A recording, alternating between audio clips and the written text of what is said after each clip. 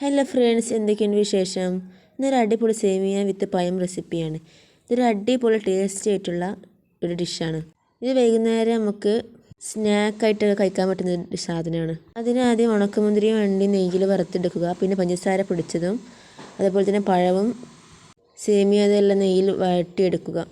പാൽ തിളപ്പിച്ച് അതിലോട്ട് പഞ്ചസാര പൊടിയും ഏലക്കപ്പൊടിയും ചേർത്ത് തിളപ്പിച്ചെടുക്കുക. അതിലോട്ട് നമ്മുടെ സേമിയയും പഴവും ഉള്ളതും അതുപോലെ അണ്ടിയും മുന്തിരിയും കുറച്ച് ചേർത്ത് നല്ലതുപോലെ മിക്സ് ചെയ്ത് ഉറച്ച രീതിയിൽ എടുത്തു വെക്കുക. മറ്റൊരു പാത്രത്തിൽ അല്പം നെയ്യ് തടവി ഇത് അതിലോട്ട് ചേർത്ത് നല്ലതുപോലെ എല്ലാ ഭാഗത്തും ഒരുപോലെ ആകുന്ന രീതിയിൽ മിക്സ് ചെയ്ത് അതിൻ്റെ മുകളിലോട്ട് കുറച്ച് അണ്ടിയും മുന്തിരിയും വിതറി കൊടുക്കുക. ഇത് വൈകുന്നേരം സ്നാക്ക് ആയിട്ട് കഴിക്കാൻ പറ്റുന്നതും ഗസ്റ്റുകൾക്ക് കൊടുക്കാൻ പറ്റുന്നതുമായ ഒരു അടിപൊളി ഡിഷാണ്. ചൂടാറിയതിനു ശേഷം ഇത് കട്ട് ചെയ്യുകയും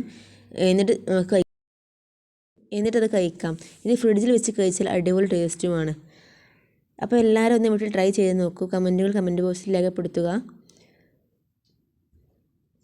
അപ്പോൾ ശരി, താങ്ക് യു ഫോർ വാച്ചിങ്.